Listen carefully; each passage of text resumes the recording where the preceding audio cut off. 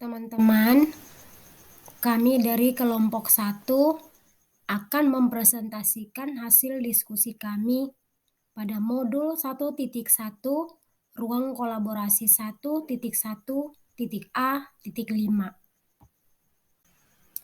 Perkenalkan, ini adalah anggota kelompok kami.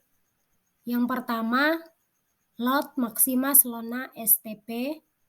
Yang kedua, Magdalena Sodak SP. Yang ketiga, Yeni Neno SPD.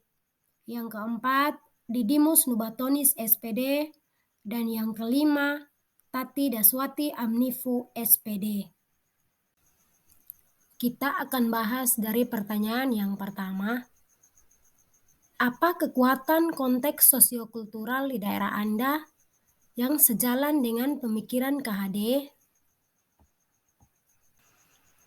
Yang menjadi kekuatan konteks sosiokultural adalah kebiasaan di daerah kami di Kabupaten Kupang, khususnya suku Timor, yaitu dalam bidang kesenian seperti menenun, di mana seorang perempuan harus bisa menenun sebelum memiliki pasangan, agar ketika memiliki pasangan, kemampuan menenun ini dapat menjadi modal atau bekal untuk kehidupan rumah tangganya. Yang berikut, Natoni. Bagi kalangan suku Timor, sangat penting dilakukan ketika penyambutan tamu. Kedua hal ini, menenun dan natoni ini, memiliki unsur kasih atau kebersamaan, cinta dan kerendahan hati. Yang berikut, gotong royong atau kerjasama. Hal ini dilakukan dalam membantu sesama yang mengadakan acara atau niat sehingga acara dapat berlangsung dengan baik, dan juga membantu sesama untuk atap rumah dan memotong kebun. Yang ketiga, bagi kalangan suku Rote, ketika pergi melayat ke tempat duka, harus membawa sesuatu sebagai bentuk perhatian bagi keluarga yang berduka. Hal ini dilakukan tanpa memandang suku dan agama. Yang berikut, menghormati petuah leluhur.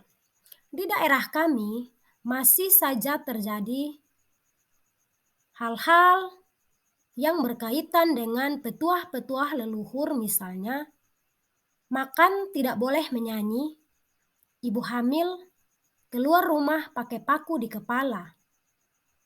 Dan yang terakhir, kegiatan kekeluargaan, misalnya kumpul belis untuk suku Timor dan isi lemari untuk suku Rote. Pada bagian ini, kelompok kami mencoba untuk menampilkan beberapa dokumentasi untuk menjawab hal yang baru saja kami bahas. Yang pertama, gambar kain tenun Amarasi. Ini merupakan bukti dokumentasi ketika seseorang melakukan kegiatan menenun. Motifnya seperti terlihat pada gambar. Yang kedua, natoni. Ini dilakukan untuk menyambut Bapak Gubernur NTT, dan ini merupakan satu hal yang sangat istimewa bagi orang Timor ketika menyambut tamu yang disebut Kaisko'u atau orang besar. Dan gambar yang ketiga, ada guru yang bersama-sama dengan murid-murid untuk melakukan gotong royong atau kerja bakti membersihkan halaman sekolah.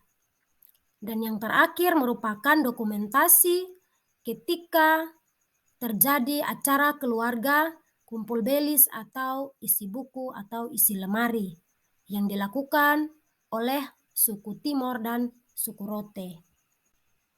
Pertanyaan yang kedua, nilai-nilai luhur kearifan budaya lokal daerah asal yang relevan dengan pemikiran KHD untuk penguatan karakter murid sebagai individu sekaligus sebagai anggota masyarakat.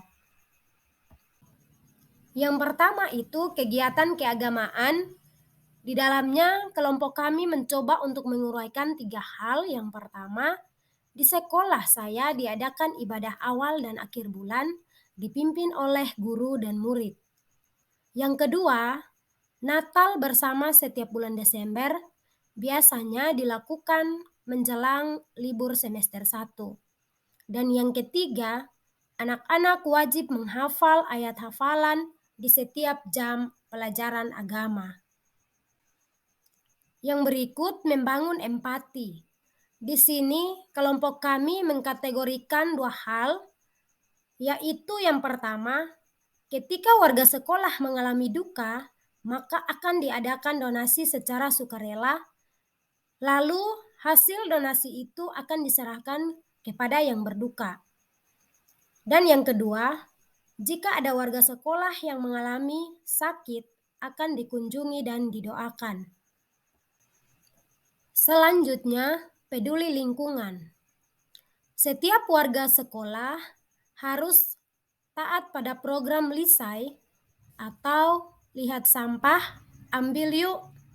Ini dibuat dalam bentuk pamflet atau baliho, lalu dipasang di pintu masuk sekolah, sehingga setiap warga sekolah harus wajib untuk memungut sampah mulai dari pintu gerbang sekolah. Yang kedua, kegiatan Jumat bersih dilakukan oleh seluruh warga sekolah. Ini wajib dilakukan oleh guru dan juga seluruh peserta didik. Yang berikut, musyawarah. Kelompok kami menyadari bahwa setiap persoalan yang terjadi di sekolah diselesaikan secara musyawarah untuk mencapai mufakat. Yang berikut, di dalam pemilihan ketua OSIS dan pengurus kelas itu dilakukan melalui cara musyawarah.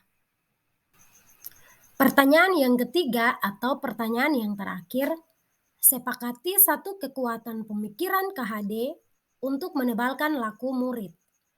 Pemikiran KHD yang menebalkan laku murid di sekolah dan di kelas sesuai dengan konteks sosial budaya di daerah saya yang dapat diterapkan adalah gotong royong atau kerjasama, toleransi, dan musyawarah. Demikian hasil diskusi kami yang dapat kami sampaikan, dan kami ucapkan terima kasih kepada teman-teman yang telah bersedia untuk mendengarkan hasil diskusi kami. Terima kasih.